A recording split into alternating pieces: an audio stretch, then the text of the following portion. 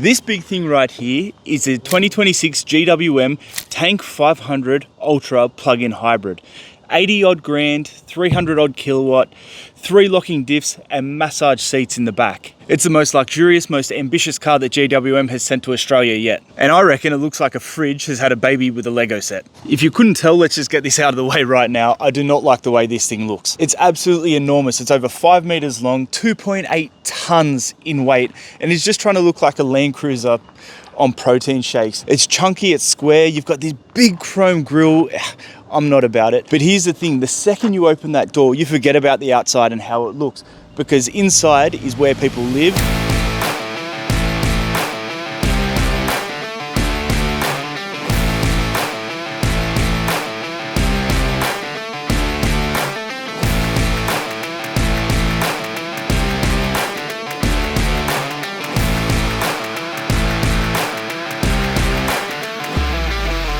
So first things first, and this is something that you probably see on a Rolls Royce and not an 80 grand car.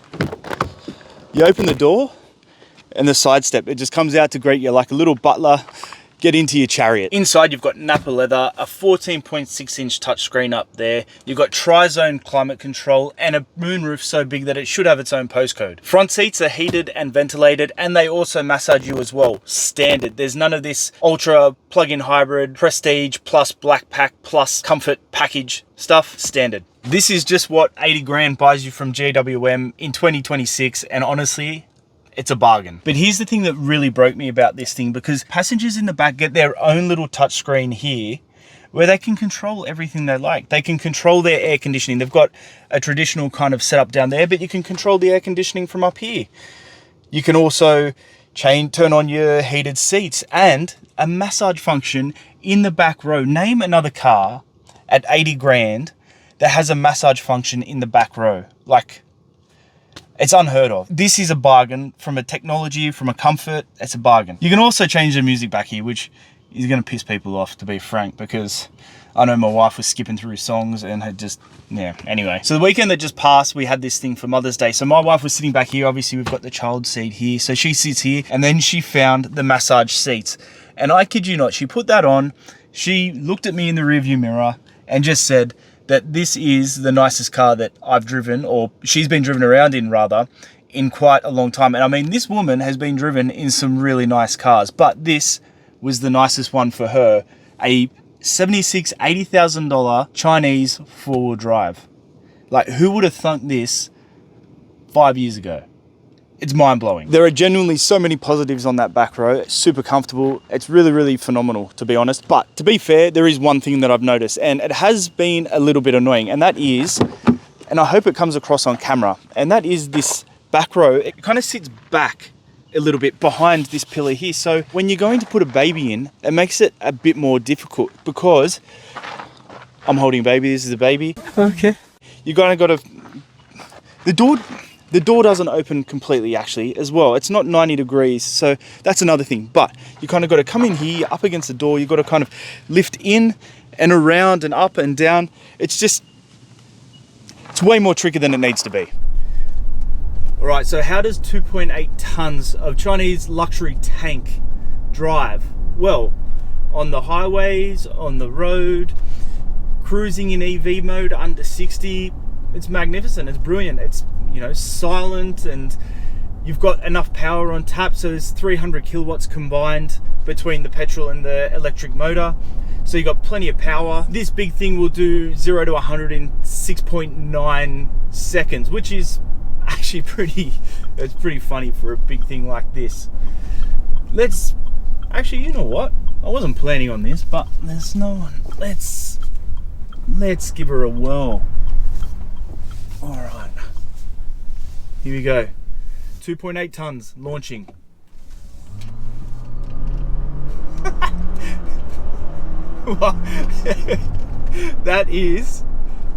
That's something else. That is it's almost 3 tons. You know what? Good on you, GWM. Well played. That was good. All right, but so it's quiet and it's plush, but there is a but, and it's this: when you throw it into a corner, it leans, and I mean it leans. It's almost like it wants to check out something on the footpath. It really does lean over. Look, the rolling, it's not a deal breaker. No one's going to really be throwing it through the corners. And I mean, you did buy a near 3-ton four-wheel drive, so maybe a little bit to be expected, but you're not going to worry about it. You're going to feel it through roundabouts, and your passengers in the back in business class, look, they're going to feel a little bit through roundabouts, but are they going to care when you're getting, you know, massaged and driven around in Napa leather seats and your seats are heated and ventilated? I'm going to guess not. Now let's get to the safety systems, because they've interrupted me a few times already. Look, they've thrown the kitchen sink at this. There's everything. There's 360-degree cameras, there's AEB, there's lane keep, there's autonomous cruise control, there's blind spot monitoring, there's everything. There's everything that you would want to keep you and your family safe. On paper. In practice, this is one of the most highly strung vehicles that I've driven in a while. Yesterday I was looking to see my fuel economy and it told me to focus on the road. Like, I'll just look down like that. And even before, when I was filming, it was telling me that I was going over the speed limit, but the speed sign recognition said that it was 60, even though I was doing under 60. I was doing about 55 Ks. So yeah, look, there's just a few things about it, and it just kind of nags you for things that, you know, you're not actually doing. I already have a 4-month-old in the back. I have one nagging passenger. I don't need one up on the dashboard. Like every car, you can turn it off. You've got to go into the menu and you go through a couple of screens and you switch it all off, but you're going to have to do that every time, and, you know, it all adds up. Yes, it's only 30 seconds, but having to do it every single time is slightly annoying. Now, I'm going to say this, I've just left it on because I couldn't be bothered doing it. I'm sure a lot of people are going to do that as well, but next time you give this thing an update, GWM, just make it a little less overbearing. Like, I'm so glad that these safety systems are on here, and it's why this thing has got such a good safety rating, but yeah, it's just a little bit too much. Now, fuel economy, this one has 2 answers. That's the charging port, but that'll do.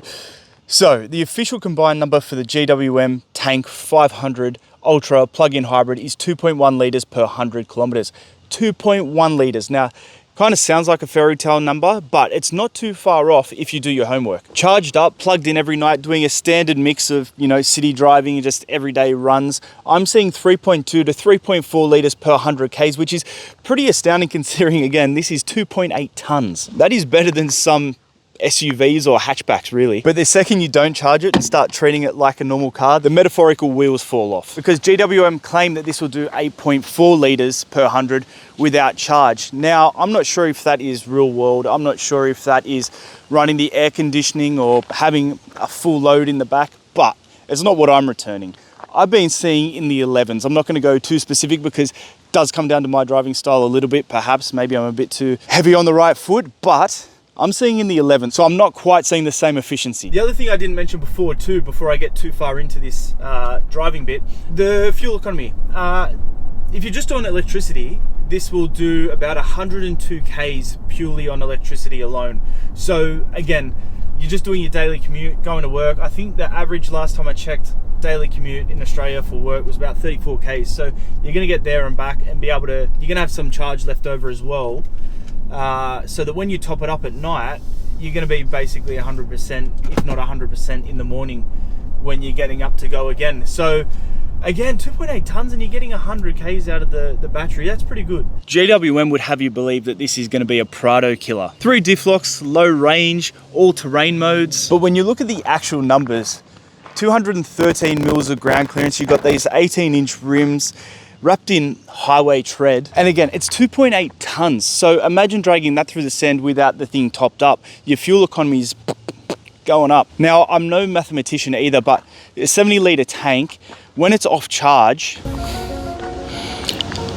I don't know, I'm gonna guess around 500 kilometers per tank, somewhere around there. If you're off charge, if it's chewing 11 to 14 litres per 100, I'm guessing, just don't quote me on it, but a Prado will do 900 Ks. But I mean, let's be honest, look at these rims, look at that big, gigantic, massive chrome grille.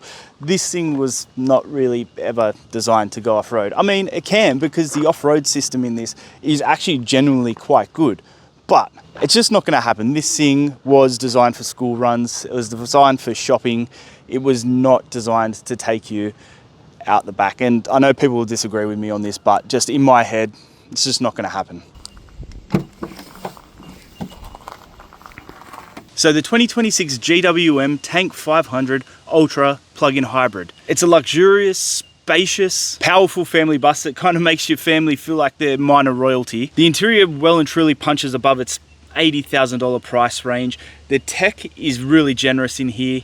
The warranty is brilliant, 7 years plus 8 on the battery. It also rolls through corners. It beeps at you constantly with the driver monitoring systems, and it drinks fuel like a thirsty teenager. And then it also asks you to be the kind of person that plugs your car in every night. If you've got a charger, you're only doing short commutes, you got a partner who loves massage chairs, because mine did, and you don't go off-road all that often or at all, then this could be the best 76 to 80 grand that you could spend. If you aren't any of those things, just go buy a diesel. There's plenty of good ones out there. You've got MUXs, you've got Everests, there's plenty out there. Oh, and one more thing about the looks. Once you've been inside this thing, you'll get used to it.